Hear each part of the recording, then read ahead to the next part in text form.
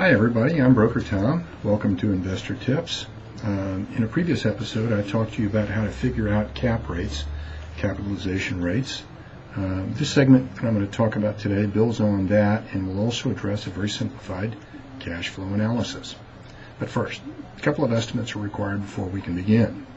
We need to pencil estimates for annual expenses and for property tax.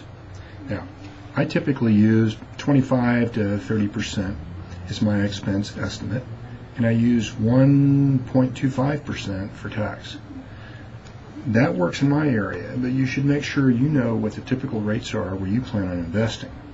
Also, when it comes to expense estimates, I use a slightly higher factor when gas, electric, and water are not being separately metered for each tenant. Okay, let's work an example of 8-unit property priced to sell for $980,000. According to the pro forma that I received from the agent, current rents equal $95,520. And so after I pull out 25% of expenses, the remaining net operating income is going to equal about $71,600.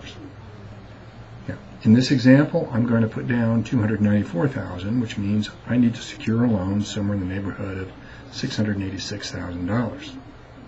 Okay, so if I get 7.5% for 30 years, the annual debt's going to run $57,500. Next step, subtract the annual debt from the net operating income, and that's going to leave me with, lo and behold, $14,000 before tax cash flow. Another way of looking at it is cash on cash return of about 5%. I know what you're thinking. 5% is hardly worth the trouble. But keep this in mind, that's only part of the investment calculation. Once we take out depreciation, the numbers are going to change dramatically. We'll talk about that more in our next segment. Just keep in mind what I've done here is I've presented a very, very simple cash flow. There are a lot of other methods, such as the internal rate of return, and those are far more complex.